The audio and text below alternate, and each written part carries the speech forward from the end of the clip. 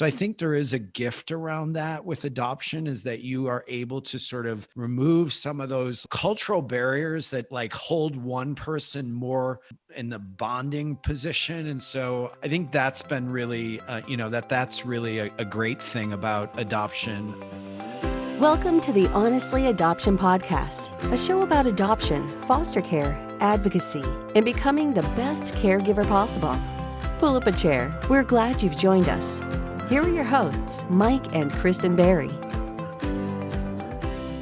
Friends and family, welcome to the Honestly Adoption Podcast. We are so glad you are here. We're glad you're joining us. If this is your first time checking out the show, welcome to you. My name is Mike Berry, along with Kristen Berry, and we are your hosts for this show.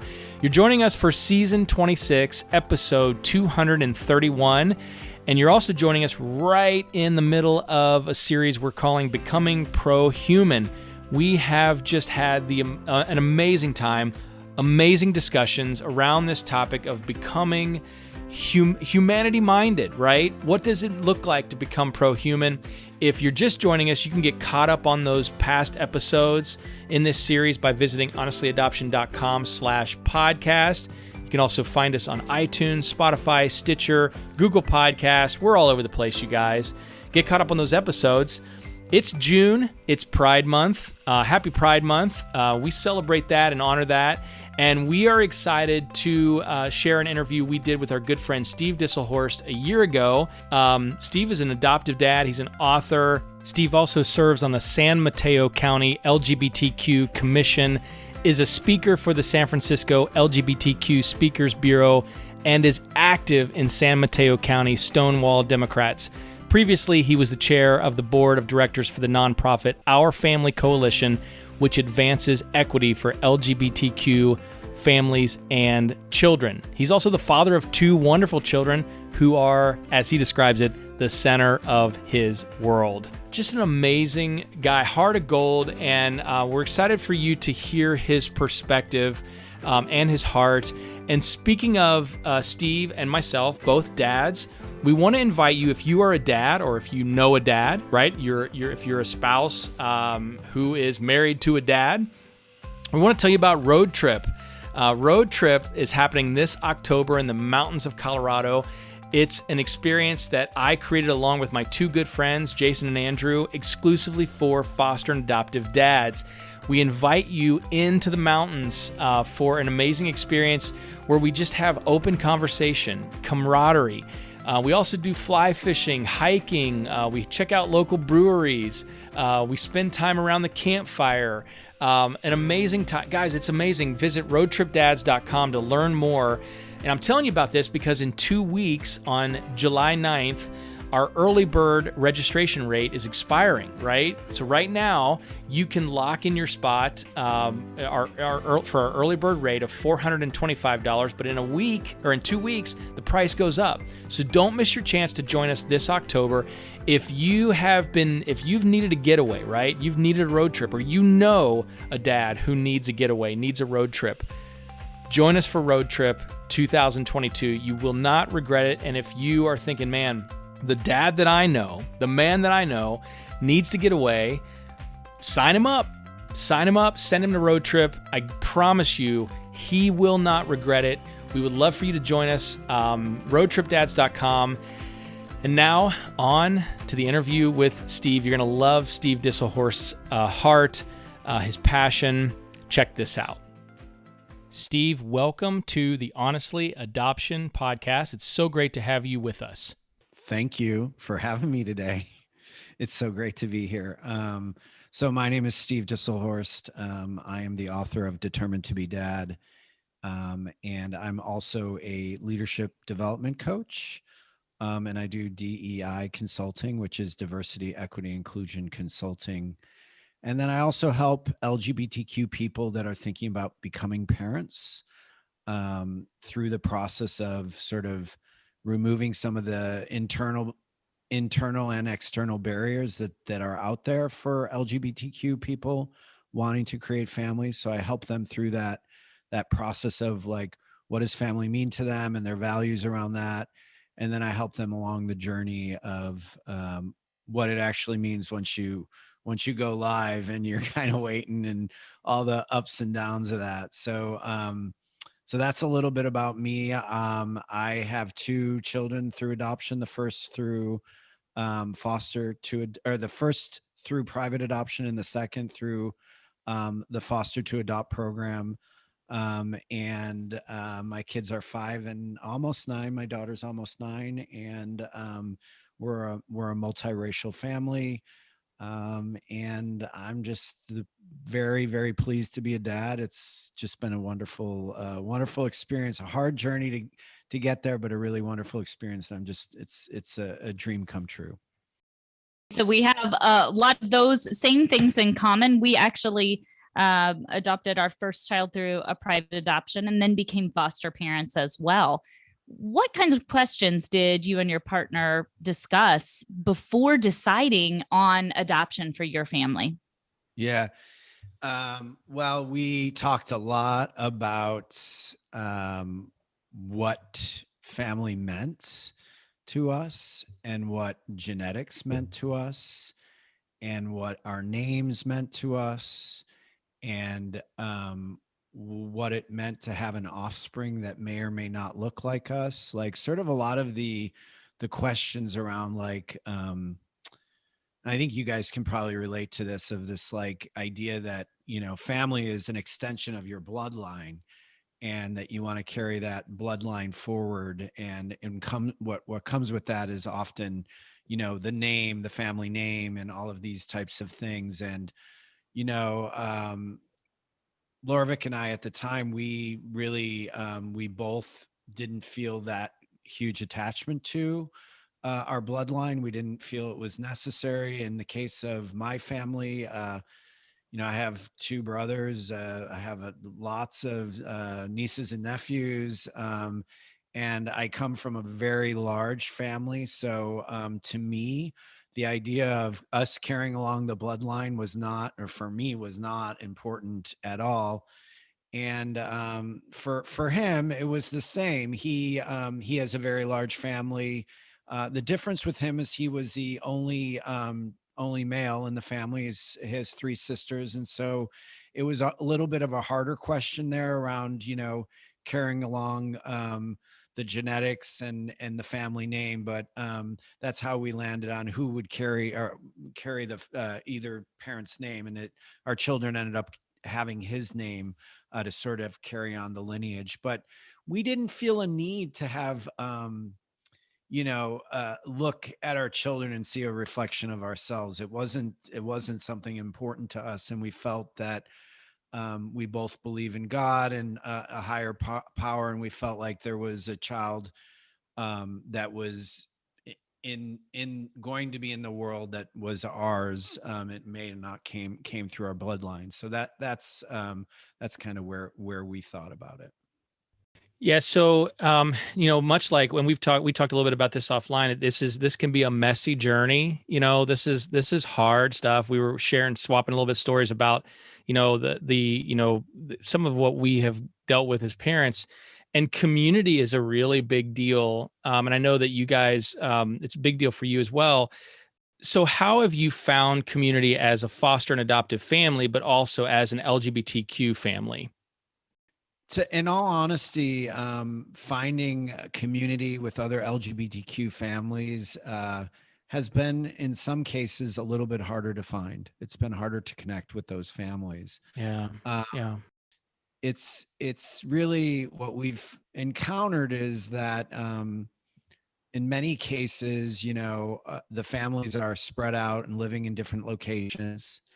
And for many of 2-dad families, we've found that there's a lot of the 2-dad families have gone the route of surrogacy to create their families. And so there's a bit of a difference there around the type of family. We have been able to connect with, we have a lesbian couple family that is like very, very close to us. And close to our kids as well. And I would say, are sort of an extension of our, our community. But what we found was, both for Laura and I, when we came into this adoption, we both had our respective group of friends and we had friends together. The majority of those friends had no children and had no interest in children. And so we sort of did a little bit of a separation process in the journey as we had children and the things that became important to us around spending time with our children. We had less and less in common with our communities that we had both come from. And with that said, what we ended up finding was actually, because of where we live, ended up creating more community with heterosexual couples that we just found in our neighborhood. We lived on sort of a closed street in a really nice Bay Area community, and a lot of straight people raising kids, and we ended up just finding them as community. And I'll tell you, it's as a gay man growing up really in San Francisco, it's been a really refreshing and nice part about becoming a parent, and the fact that communities that I would not have necessarily connected with having children are now communities that I am very engaged with, and have learned a great deal, and have connected with straight men that I hadn't been connecting with before around this journey of parenthood and around the journey of adoption. So it's been a great journey. It's been fun. I love that this actually opened you up to some different communities, where I know that a lot of times our story is more of this feeling like we were going to fit into a community and then not fitting in. So I love that your story was able to take on a lot of different aspects and open your family up to lots of different kinds of people. Foster and adoption is, or adoptive parenting as a whole, is really an intentional choice. How would you say that has affected the way that you parent? That's a because of the intentional choice of adoption, it's been very clear to me the priorities in my life, where there's work and there's community and there are many things that pull me in a lot of different directions. At the end of the day, I wake up and I go to sleep thanking God and thanking the birth parents of my children for them in my life. And I don't take them for granted. I never take them for granted. And I think that for me is where being intentional about parenting is like, it is the most important job for me every day. And I tell both of my kids every day, the most important thing I do is take care of you. Well, there's a lot of other things going on, and I have business calls and meetings. I'm helping other folks. At the end of the day, it's about taking care of them. I think that's really beautiful and such an important message for our kids to hear, for all kids to hear, that the most important thing that we do as parents is care for them. I love that. All right. So I just recently read your book, which is a memoir about becoming a dad, and really about so much more, about a lot of the ins and outs of your life as a whole. And I very much enjoyed it. Can you tell us a little bit about what prompted you to write that? And tell us a little bit about your book. Yeah. So what prompted me to write it was twofold. First of all, the adoption process and journey was exhausting and it was long. And as you all know, it can be very challenging, right? And what I learned through that process is that when I was at work and in the community and sharing with people who don't know anything about adoption, what we were going through, people were they were blown away. And I recognized a need to inform people of what it was. And also for folks that are thinking about adoption, I really wanted to write the book for them to have an understanding of the emotional side of it, while I had become aware of a lot of the process driven books around fostering and adoption and the legal aspect of it, what I found was there was specifically in the LGBTQ community, there was a lack of like the emotional journey, the story, and I really felt the importance of wanting to share that with the world. The other part of it was that I was carrying all of the 7 years that we had gone through, and it was almost 8 years actually by the time my son's adoption was complete. It was literally like 8 years that we had been carrying that, you know, oh my God, can't miss this deadline, or can't forget this paperwork, or dealing with the second adoption with our son, which was, we had biweekly visits with his birth mother for a very long time, which looked like there was going to be some reunification.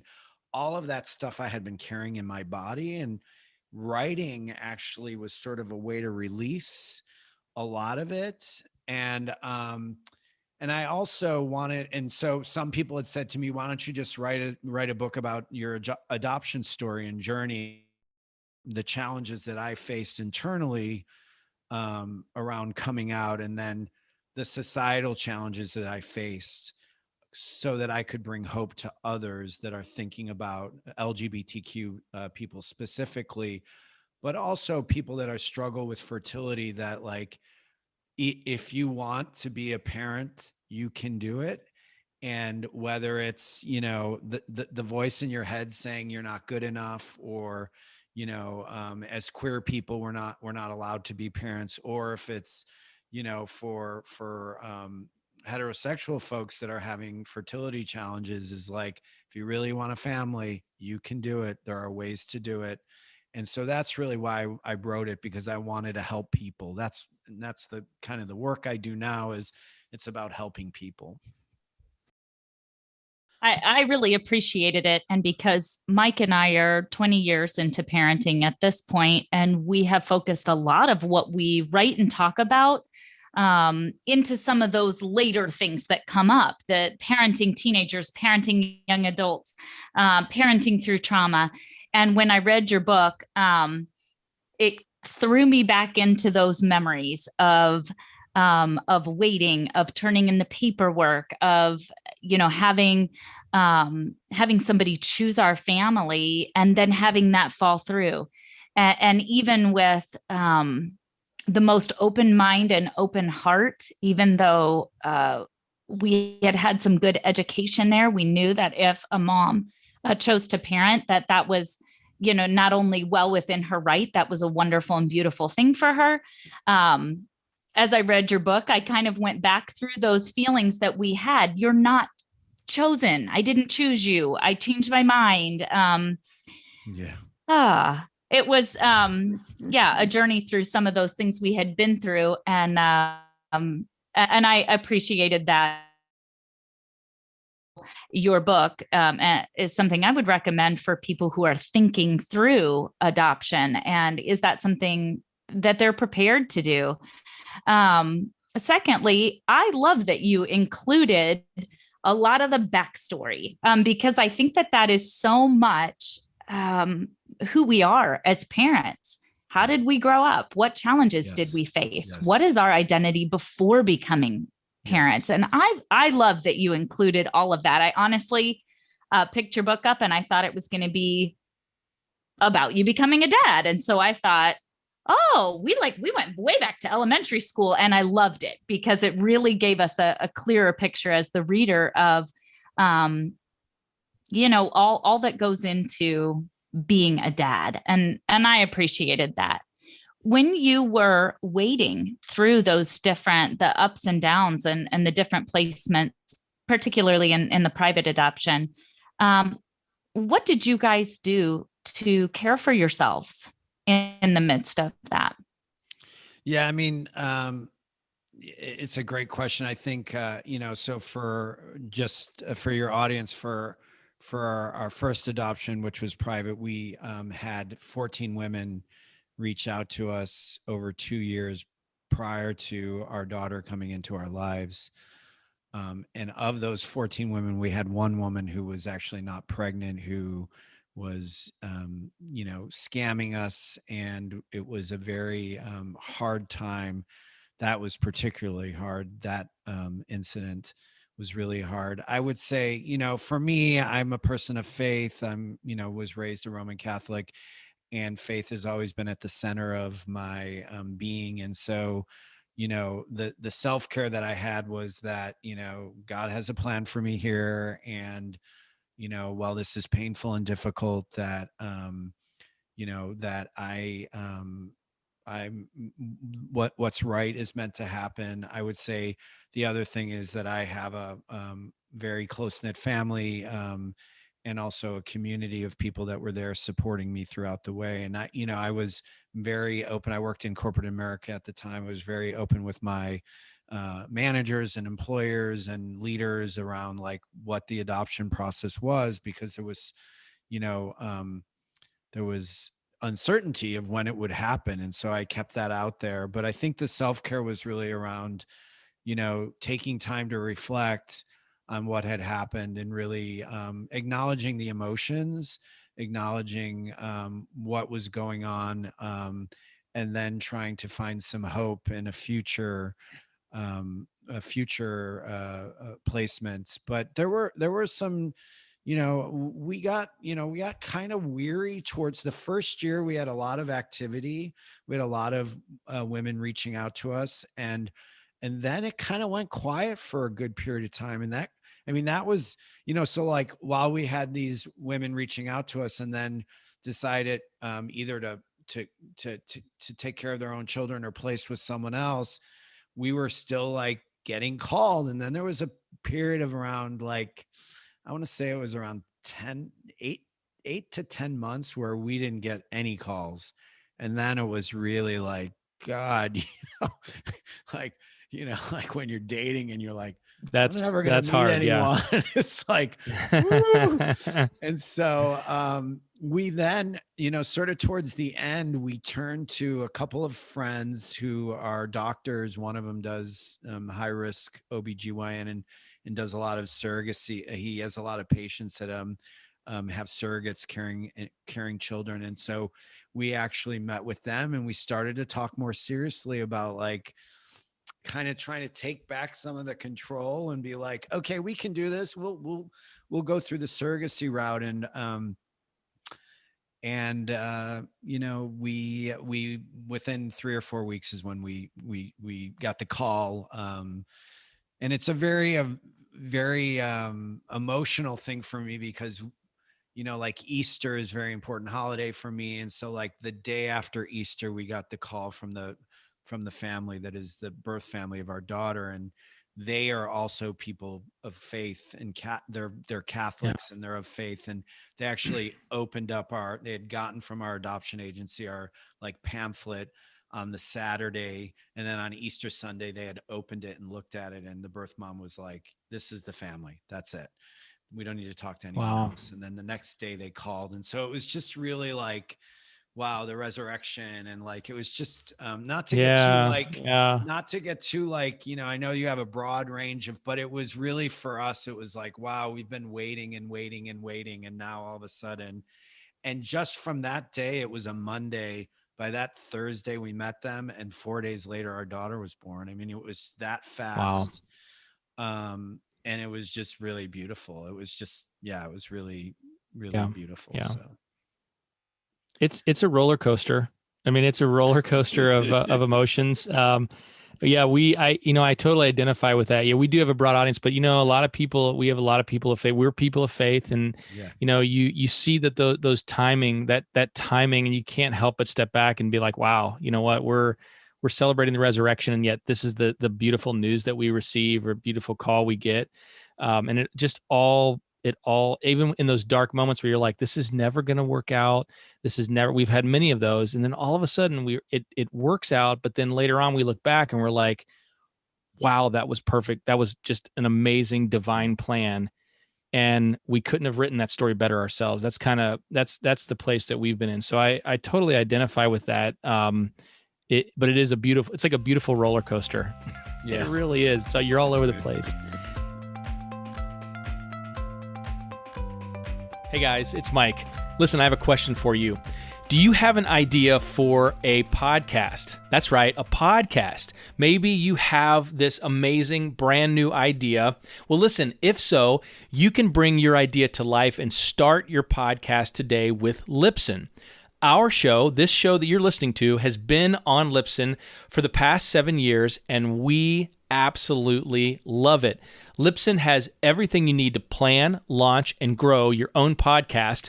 Plus, they provide some of the very best resources created by expert podcasters who will show you everything you need to know, like what equipment you should use, how to record great audio, how to get your show onto Apple Podcasts and other popular platforms, and so much more.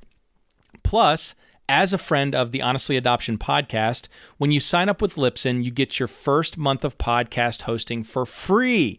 That's amazing. There has never been a better time than right now for you to start podcasting.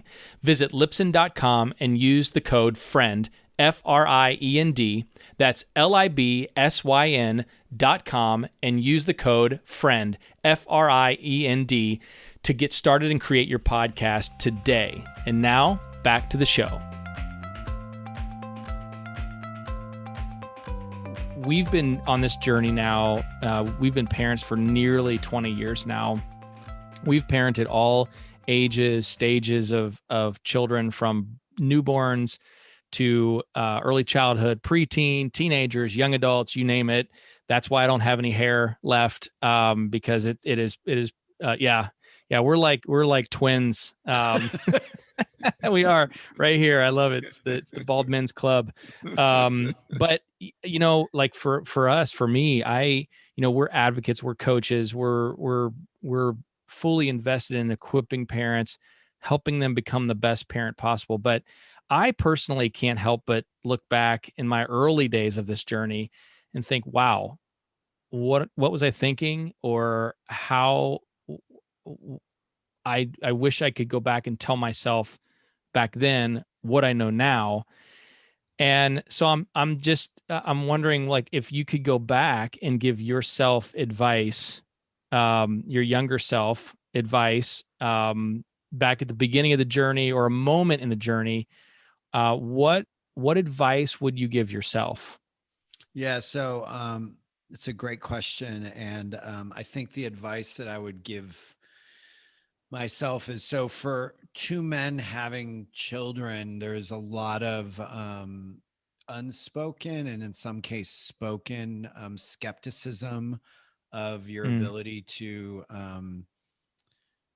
parent from a maternal place, because you are men. Yeah. And there's a there's a cultural bias towards women in parenting. And I think for us early on, we felt insecure about being good parents. And so I would say we were hyper vigilant with our daughter, and we were very hard on ourselves, and we were perfectionists in the first couple of years around being parents. And I would look at myself now. And I think this is probably true for most parents, right? Like the first child, they're very like, oh my God, I got to do this right. And then you figure out, like, they don't break, like they're strong. They can withstand a lot. And I think that was really something that we put an extra layer of pressure on ourselves, that we could be good as straight people as parents. And that we could be as good as mothers, and that we could be motherly. I think that part of it, if I could look back on it now, and change that, I would have saved a lot of, like, pressure on myself. Yeah. I know Kristen has a question, but I want to say this, because you just struck a chord with my heart, with what you just shared, because I believe with all of my heart that men can be nurturers, Yes. Just like women can be nurturers. And I also believe that women are leaders just like men are leaders. I think that we both are nurturers. We both are leaders. And I believe with all my heart that God is both fatherly and motherly. I think that that's the example we have in a Heavenly Father. And I love that you said that. I love that the men who are listening to this podcast heard you say that, and that women are hearing us. I think let's get past these stereotypes that have set men and women up for failure for so many centuries, really. That because I love to snuggle my boys and nurture them and care for them, and then at the same time, Kristen is a leader. She and I stand together, leading our home. Nobody follows the other. We stand together. We lead together. There are a lot of things that I follow her on because she's way smarter and way better at them than I am. So thank you so much for saying that. That means a lot to me, and I know it means a lot to both men and women listening to this episode right now. And I would say, just to add on, I know, Kristen, you have a question. I would say the gift of adoption is in some ways is that,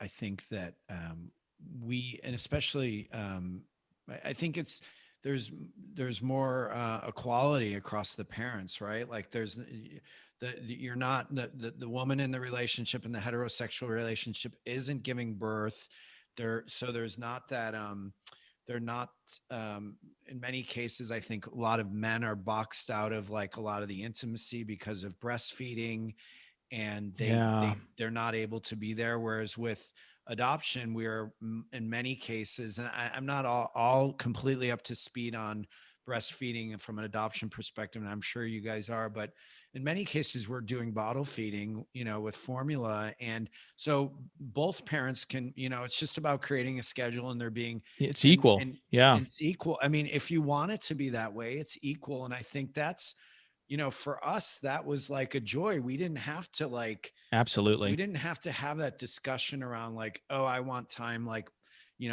bonding with the baby, and putting the baby, we had schedules, and it was just, so I think there is a gift around that with adoption, is that you are able to sort of remove some of those cultural barriers that hold one person more in the bonding position. And so, I think that's been really, that's really a great thing about adoption. So, yeah.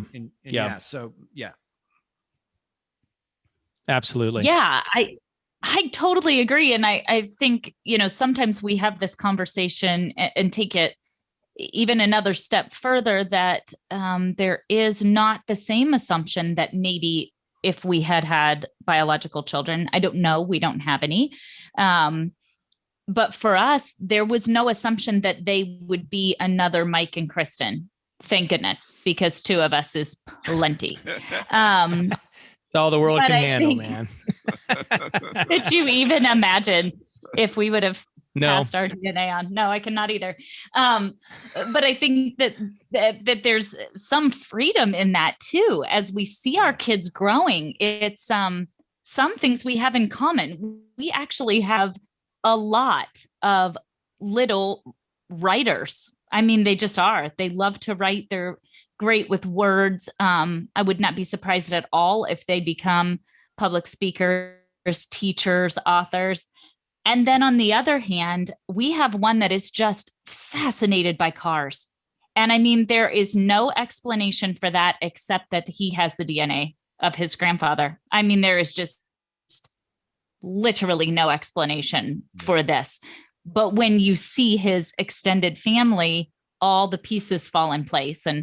And so, for us, sometimes I think it took the pressure off in a lot of ways. It was like, you are who you are. I can't wait to discover who you are right alongside of you. But you said, I don't know how you phrased it, motherhood bias, or maybe that is how you said it. I love that, because there is always that, and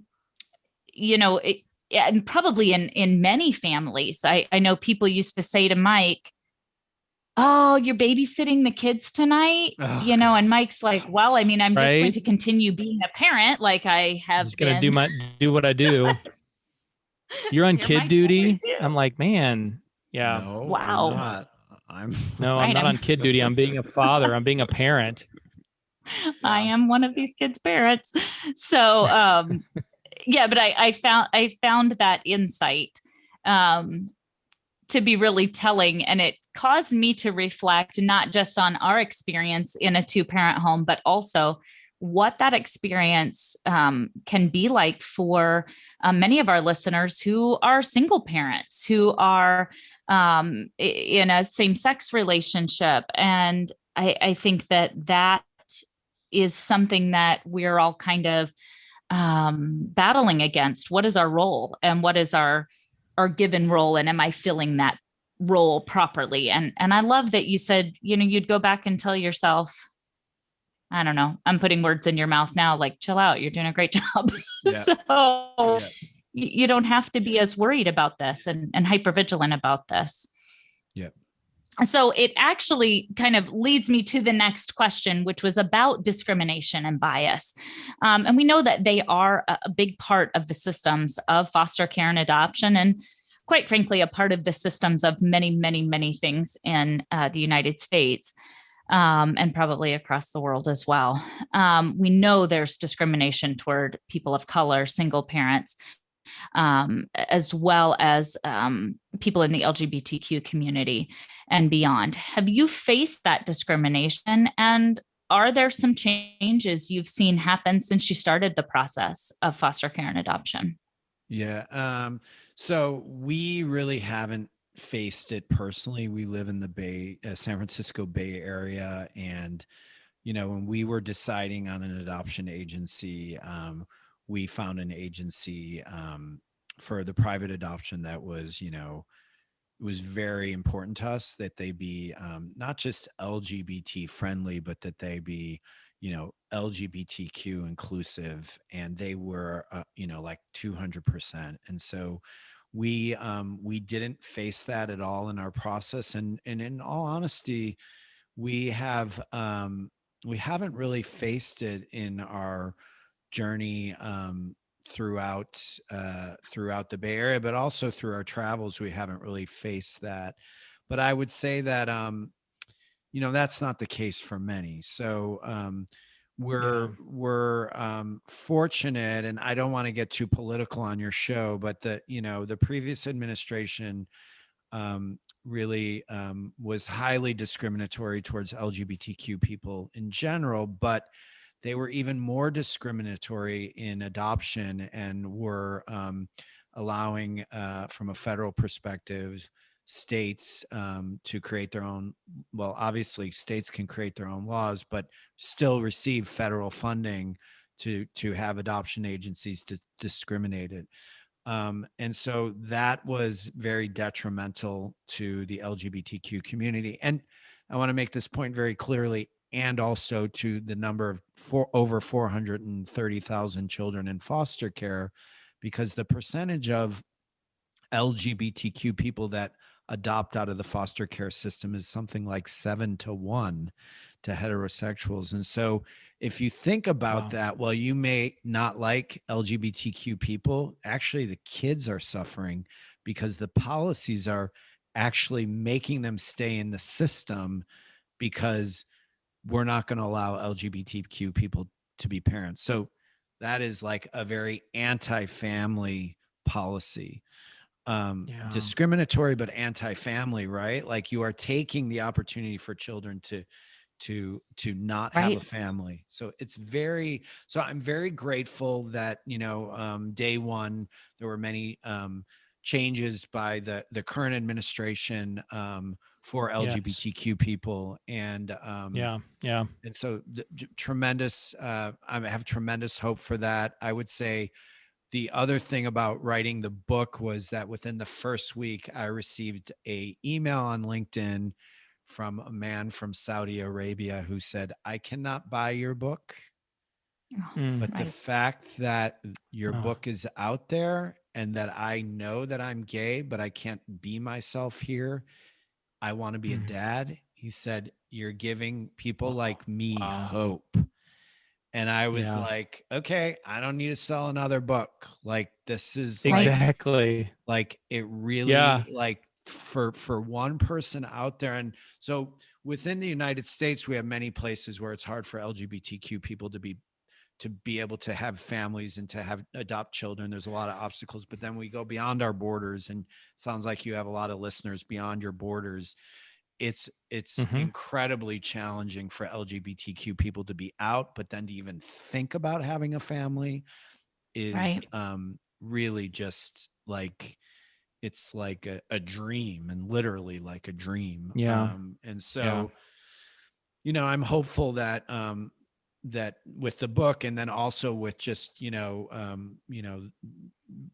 the world becoming more aware around these issues, that there'll be a greater acceptance, but it's a long road ahead. Yeah.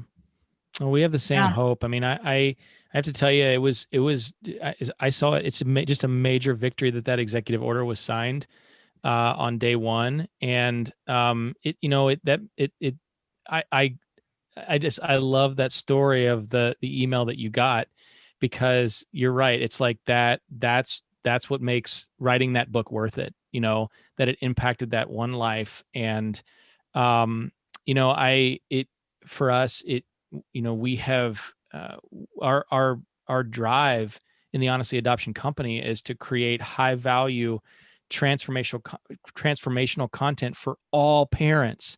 Yes. Because heterosexual couples, single parents, same-sex couples are adopting and fostering children. And the overarching point is that vulnerable children are finding homes, so we create our goal. We just released a marriage series. And one of the first questions that we answered was I'm in a same-sex relationship. Does this series apply to me? Absolutely. Yes, it does. Yeah. We do not discriminate based on sexual orientation in our company. And we hold that as a dear value. So I just, man, I don't think I have a question. I'm just like, I'm so moved by that email, the email that you received. And I think Kristen does have a question. So bail me out, because I'm like gushing, about to be a gushing mess over here. Because we're just chatting. Isn't that the danger of recording anything during the year of, or at least year at this point of COVID-19, is that anytime we get together with anyone, we're just happy to have a friend. So I'm just so excited to see another person. Yeah. It's like, I'm not going anywhere with this, but let me just chat it up for a minute. Right.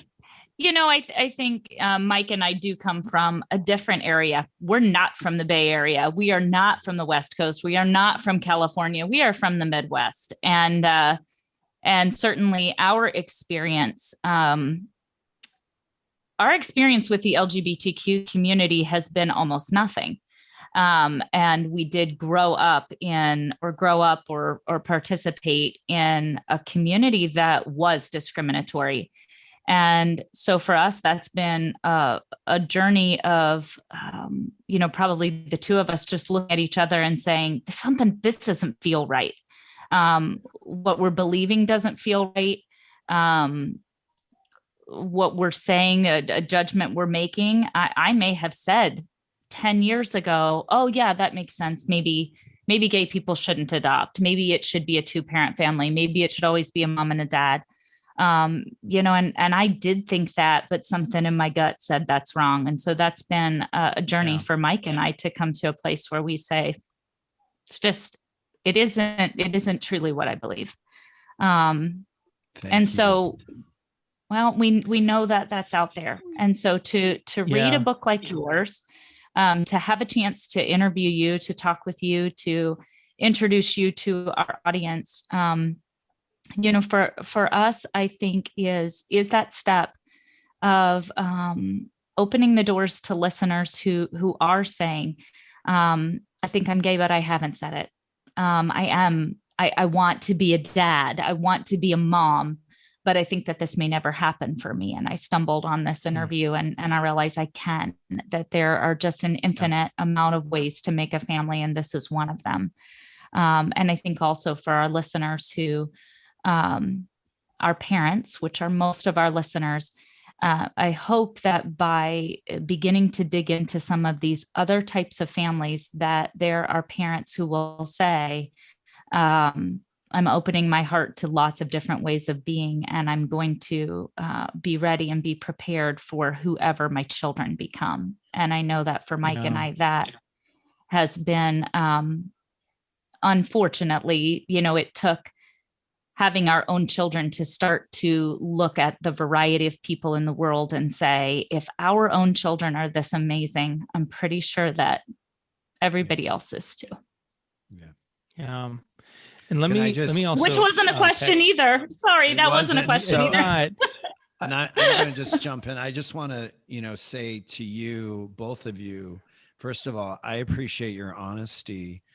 But more than your honesty, I appreciate you being willing to take the journey to understand the LGBTQ community and to understand the goodness of the individuals that are in the community, and to be able to welcome them into the work that you're doing, because we on our side need to build bridges as well, because we many of us have faith backgrounds that have been very painful, and so we've completely cut ourselves off from faith communities. And there are good people in faith communities that are doing amazing work and have blind spots. And so I just really feel very honored to be here, but also just to see people. We can all grow and change if we want to take the risk of being uncomfortable. And so I just really appreciate that. And for your listeners out there that are going, I'm not supportive of this community, you may not be today. One of those children you bring in your home may surprise you one day. Your neighbor next door may surprise you. And all of a sudden you might say to yourself, hey, I haven't really thought about this and really pulled away my own fears here. So anyways, I'm just really grateful. Thank you. Well, I just want to say, to dovetail off of what Kristen just shared, we have found when we stopped and said, what we were brought up to believe, what we were taught in our religious upbringings doesn't feel right in our gut. It feels like it's defying humanity. And we said, here's what I believe. I think that I believe that God's heart is bigger than what my religious upbringing taught me, and God's perspective is bigger. And we realized that that the way to go was believing in equality for all and inclusiveness to all. Way more freedom in coming to that conclusion. We experienced the deepest freedom and peace that over the last 5-6 years. The depth of peace that I believe in, that I have in my spirit, in welcoming all people from all creeds, all backgrounds, all orientations, just the deepest peace in my heart. And I believe, and I may get pushback on this, we may have hate mail, but I'm going to say it. I believe that that's God's heart. I believe that that's his perspective on all humanity, that all people are created equal. And I will not ever give up that belief in my life. So I just want to say that. All right. So we do respect your time, and we have always had, kind of our hot seat question, but our son just told us recently, our questions are dumb. And so he has some different questions for us to ask. So these come straight from our son. 2 last questions, and we'll let you get to your next meeting. The first one, super important.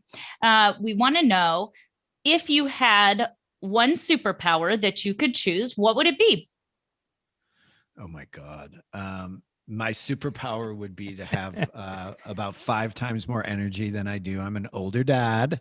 I started later in life, and my little guy is a fireball of energy. And so that would be my superpower. Yeah. I love that. All right. And so the last one, very important, life-changing. If you could only eat one food for the rest of your life, what would it be? Can it have 2 ingredients, or is it only- Yes. Okay, so It I'm can. like Yes. like a really good bagel from like a really, like sort of traditional bagel place, lathered with a thick layer of cream cheese with the right amount Nice. of salt. Mic drop. Yeah. Perfect. That is heaven on earth. It is so delicious. So, yep. The last interview that we did, the guy that we were interviewing said he's from the UK and he's describing this amazing pizza and like IPA beer that he would have. And I'm like, oh my gosh, you're killing me. Oh, I need I'm to go getting get pizza so and beer hungry. now. Yeah. Man. Yeah. Yes. There you go. So hungry. We got to stop asking the food questions. Well, Steve, Love it. we really appreciate you spending this time with us today. And thank you for our patience as we went in and out with internet and all kinds of things. You have been a grace-giving guest. We are so glad to have had you. Thank you for having me. Thank you for your work. It is so important. Thank you for listening to the Honestly Adoption Podcast, a resource courtesy of the Honestly Adoption Company. To learn more about us, visit www.honestlyadoption.com.